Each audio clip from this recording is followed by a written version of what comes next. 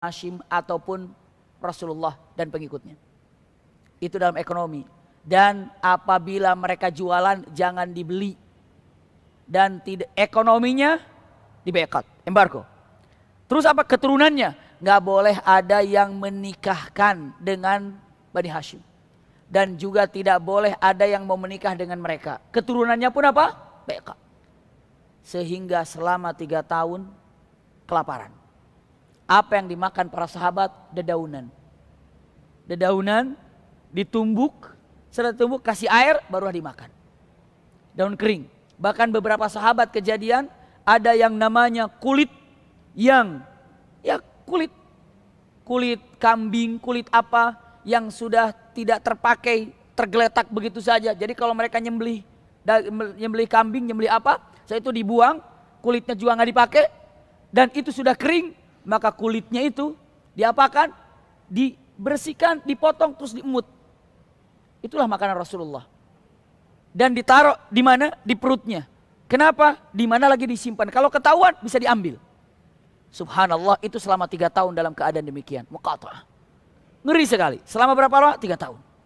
Sampai dalam keadaan bagaimana panasnya Mekah. Dan ini selama 3 tahun. Sebagian yang sudah ke Habasyah tidak merasakan ini. Tapi di Mekah selama 3 tahun ini kejadian begini. Tapi saat itu, setelah 3 tahun dalam keadaan demikian, muqata'ah ini, seseorang yang sangat luar biasa. Orang itu kafir, iya. Dalam keadaan kafir. Seperti Abul Bukhturi, saya sebutkan dulu namanya. Saat itulah ada dalam kalimatnya, wa qama nafarun min Quraisy min ahlil muru'ah wad dhamair, dari bangsa Quraisy yang kemanusiaannya bagus. Rasa cinta kemanusiaannya ada. Mereka dengan mengatakan, nggak bagus kayak gini. Mereka kelaparan, sementara kita makan enak. Mereka kelaparan, kita makan kenyang. Terus apa? Bagusnya hal ini tidak boleh diadakan. Harus ditumbangkan. Kenapa? Karena, punten, ikhwah akhwat, ada yang harus diketahui. Muqata'ah itu ditulis di dalam yang namanya apa? Di kulit. Dengan mengatakan, pembaikotan resmi dari pimpinan Quraisy Makkah, zu'ama para pimpinan Quraisy Makkah, pembaikotan. 1, tidak ada yang boleh menjual barangnya kepada Bani Hashim, Muhammad dan pengikutnya. Tidak boleh membeli barang dari Bani Hashim, pastinya Muhammad dan pengikutnya. Tidak boleh menikahkan siapapun dengan keturunan Bani Hashim, Muhammad dan pengikutnya. Dan tidak boleh menerima pernikahan apabila dilamar oleh Bani Hashim. Seperti itu. Tertulis dan tulisan itu dibacakan, disimpan di dalam Ka'bah. Itulah kejadiannya. Maka saat itu yang pertama namanya adalah Hisham ibnu Amr bin Rabi'ah. Ini adalah yang hatinya terketuk walaupun dalam keadaan kafir. Dia bilang mengatakan ini adalah tidak baik. Ini adalah tidak bagus. Berarti apa? Harus diturunkan yang namanya peraturan apa namanya? Muqata'ah ini. Ataupun yang namanya pembaikatan ini. Tapi dia cuma sendiri, nggak mungkin punya kekuatan. Akhirnya nyolek sama temannya. Siapa diambil temannya? Yang temannya Zuhair, iya, Ibn Abi Umayyah. Zuhair, kamu ikhlas nggak? Kamu senang nggak ngelihat Bani Hashim dalam keadaan demikian sementara kita kenyang makan? Kami tidak tenang. Kami juga tidak suka dengan bagian ini. Tapi apalah daya, kita cuma bertiga, cuma berdua. Enggak punya kekuatan, kita cuma berdua. Enggak, kita cari lagi yang lain. Ayo, ketemu lagi. Siapa? Mut'im ibn Adi. Wahai Mut'im, ini adalah orang-orang Quraisy, tapi tidak pimpinan, tapi lumayan didengar oleh masyarakat. Bukan pimpinan tinggi, tapi lumayan. Iya. Karena punya kedudukan juga tidak terlalu tinggi, tapi lumayan lah. Ya Mut'im, apakah engkau senang melihat saudara kita, famili kita, Bani Hashim dalam keadaan kelaparan demikian, sementara kita kenyang makan? Sebetulnya aku tidak setuju, tapi apalah artinya kita cuma berdua? Enggak, kita bertiga. Dengan apa? Dengan Zuhair. Tapi kita bertiga nggak ada kekuatan. Ya sudah, cari lagi. Dapat lagi yang keempat. Siapa? Abul Bukhturi. Abul Bukhturi juga mengatakan, aku tidak setuju. Sudah berapa sekarang? 4. Yang kelima, datang lagi. Siapa yang kelima? Ini adalah Zum'ah ibn Aswad. Jadi semua ada berapa orang? 5 orang. Sudah 5 orang. Yang 5 orang ini punten ngumpul bikin siasat. Gimana cara siasatnya ya? Siasatnya bagaimana? Oh, siasatnya begini. Cerdas 5 orang ini. lakukan. Jadi besok pagi-pagi biasanya yang namanya Abu Lahab berada di depan Ka'bah. Dan dia biasanya memberikan wejangan-wejangan tentang masalah Uzza, Lata, apa dan apa. Ceramahlah kalau bahasa sekarang. Nanti kita yang berlima jangan ada dalam posisi sama-sama. Satu di sana, satu di sini, satu di sini. Jadi berpencar. Nanti saya akan berbicara masalah pemboikotan pertama kali. Begitu Abu Jahal mau bicara, tiba-tiba ada yang teriak, Hisham. Yang pertama, Hisham ibnu Amr ibnu Rabi'ah. Ya Abu Lahab, kami tidak setuju tentang pemboikotan yang telah kau lakukan selama 3 tahun ini. Lalu Abu Lahab teriak, siapa kamu ini? Enaknya saja mengatakan tidak setuju, ini keputusanku dan tidak boleh ada yang mengganggu-gugat. Kamu saja yang tidak setuju. Tiba-tiba satu orang jauh, siapa? Abul Bukhturi. Aku juga tidak setuju. Tiba-tiba Zum'ah mengatakan, aku juga tidak setuju. Tiba-tiba satu lagi dengan mengatakan Mut'im, aku juga tidak setuju. Satu lagi bicara mengatakan Zuhairah, aku juga tidak setuju. Jadi rame 5 orang. Tidak setuju, tidak setuju, tidak. Seakan-akan kelihatannya apa? Banyak. Maka kata siapa? Abu Lahab dengan mengatakan, ini kayaknya dengan rapat ini mereka nih. Ini kayaknya siasat yang udah dilakukan mereka berlima ini. Kata siapa? Kata Abu Lahab. Maka dalam keadaan seperti datang Abu Talib. Siapa Abu Talib? Pamannya Rasulullah. Datang dalam keadaan hening begitu. Abu Talib datang. Ya Abu Lahab, kata Abu Talib, aku dikabarkan oleh Muhammad sesungguhnya pemboikotan ini sudah batal sejak lama. Kata Abu, memangnya kenapa? Karena Muhammad sudah kasih kabar kepadaku, kertas atau kulit yang tertulis dalam pemboikotan itu sudah hancur dimakan rayap. Sejak beberapa tahun yang lalu. Itu yang disampaikan oleh Muhammad kepadaku. Tidak percaya, buktikan. Abu Lahab langsung melihat. Jadi belum ada keputusan saat itu dilanjutkan apa ditutup. Kenapa? Karena masih hening. Abu Talib datang, kalau yang tertulis tentang pemboikotan ini sudah tidak ada. Maka begitu dicek ternyata yang tersisa hanya kap atasnya saja. Bismikallahumma. Kalau sekarang Bismillahirrahmanirrahim. Dulu itu belum terbiasa dan belum tahu Ar-Rahman Ar-Rahim. Yang tahu hanya Allahumma. Jadi kalau menulis sekarang diawali Bismillahirrahmanirrahim. Lalu ditulislah apa dan apa dan apa. Sekarang kalau dulu Bismikallahumma. Bismikallahumma.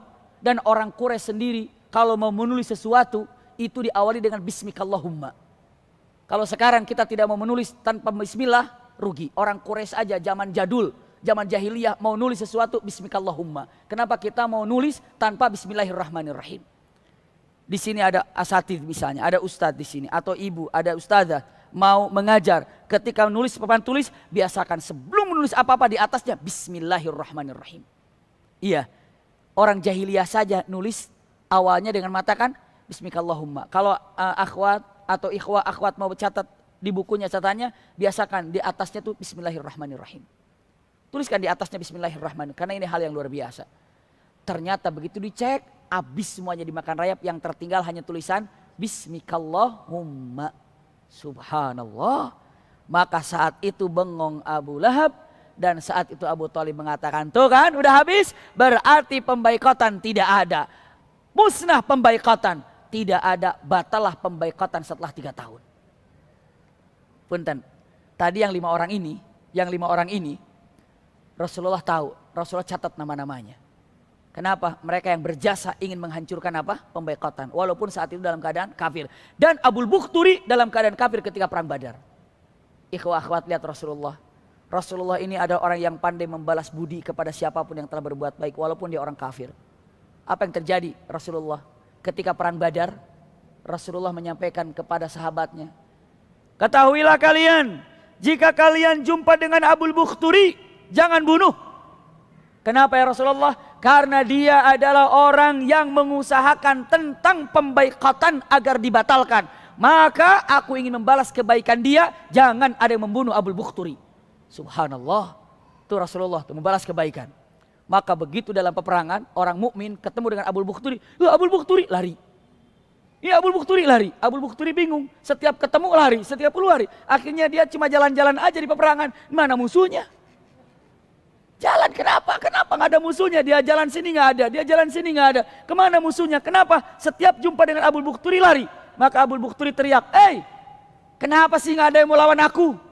Kenapa? Jawaban para sahabat, aku dilarang melawanmu dan dilarang membunuh. Siapa yang melarangmu? Muhammad. Kenapa? Karena Muhammad Rasulullah ingin membalas kebaikan apa yang terjadi zaman dulu tentang pembaikatan. Bukankah engkau salah satu yang menentang pembaikatan zaman dulu? Iya, aku termasuk orang yang menentang itu. Maka dari itu Rasulullah hanya mengucapkan terima kasih membalas kebaikanmu, maka kami dilarang melawanmu. Subhanallah. Kata Abul Bukhturi, kalau saya kekeh mau melawan kamu bagaimana? Sahabat, aku lari. Kalau aku kejar, aku lari lagi. Beneran, bener. Lari, dikejar sama Abul Bukhturi. Dikejar, lari, dikejar, lari. Akhirnya sahabat ini udah gak bisa berbuat apa-apa. Kenapa? Udah di pojok, udah gak bisa apa-apa. Akhirnya dapat juga akhirnya. Begitu mau dihantam oleh Abul Bukhturi, ditusuklah oleh sahabat Abul Bukhturi dan matilah. Begitu tertusuk, kata Abul Bukhturi mengatakan, katanya gak mau bunuh. Kok jadi bunuh juga? Aku terpaksa membunuh kamu. Setelah mati Abul Bukhturi lari ke hadapan Rasul. Ya Rasulullah, maafkan aku. Kenapa? Aku telah membunuh. Siapa yang kamu bunuh? Abul Bukhturi. Loh kenapa? Karena begini kejadiannya. Rasulullah mengatakan, enggak apa-apa. Yang penting kamu sudah menjalankan tugasmu dengan benar. Tapi kalau dalam keadaan terdesak seperti itu, benar apa yang kau kerjakan. Subhanallah. Ini terjadi. Selanjutnya, apa yang terjadi setelah saya pembaikatan? Ada peristiwa yang sangat luar biasa. Apa peristiwa ini? Peristiwa ini adalah Amul Huzni. Wafatnya dua benteng yang paling kuat. Satu adalah pamannya Rasulullah Abu Talib. Yang kedua wafatnya Siti Khadijah. Di tahun yang sama. Hanya beda berapa bulan. Wafatnya Abu Talib. Wafatnya Siti Khadijah. Abu Talib yang mendampingi Rasulullah untuk dakwah di luar. Khadijah itu yang menenangkan hati ketika di rumah. Jadi kalau pulang ke rumah, apa yang terjadi? Khadijah santai, tenang, nggak ada masalah, nggak apa-apa. Masya Allah, itu Siti Khadijah. Di luar Abu Talib. Dua benteng kekuatan dakwah Rasulullah. Abu Talib dan Siti Khadijah. Disinilah yang terkenal dengan tahun kesedihan. Kenapa?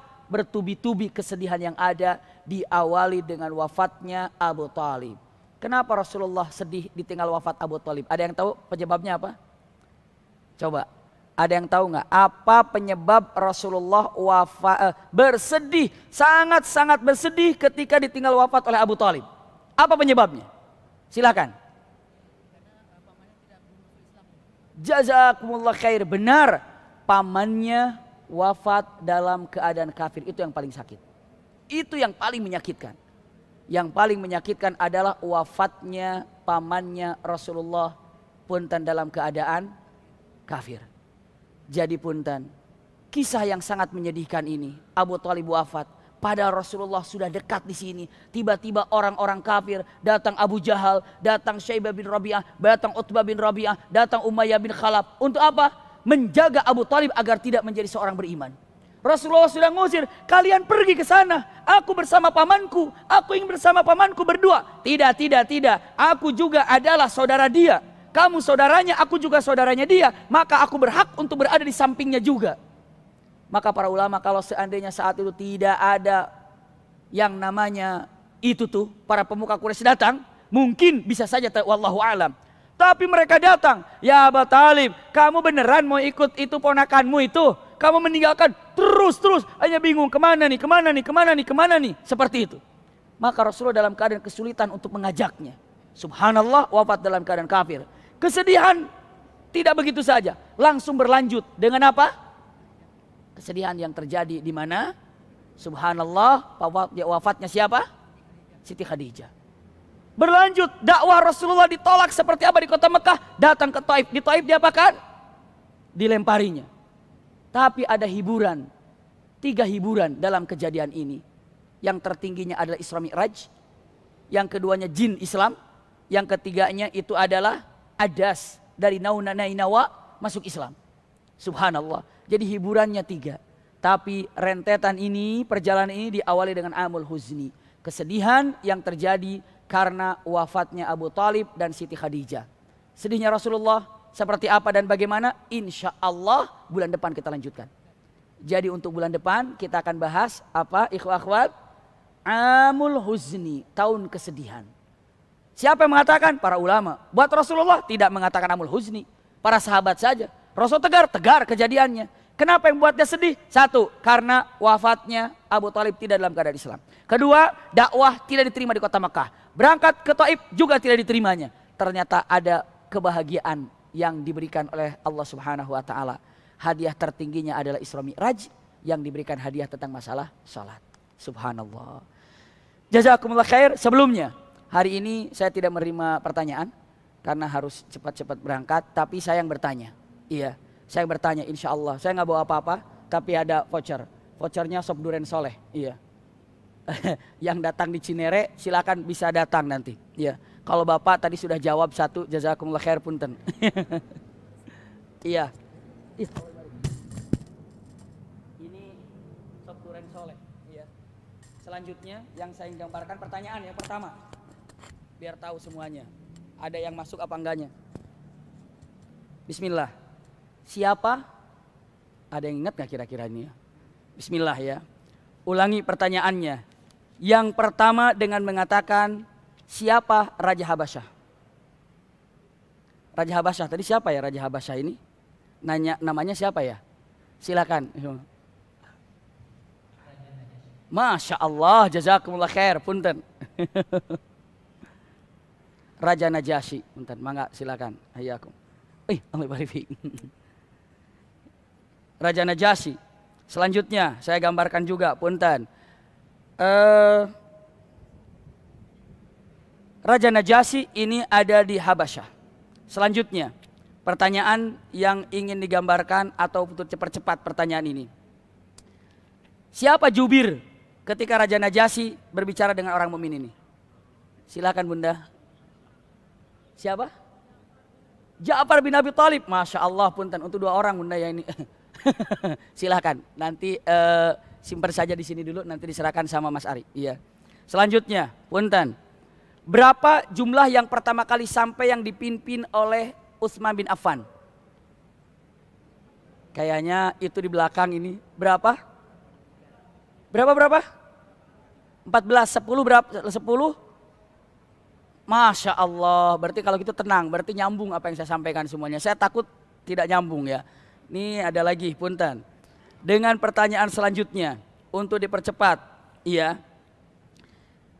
Siapa 3 orang keluarga, ibu, istri, suami dan anak? Siapa namanya?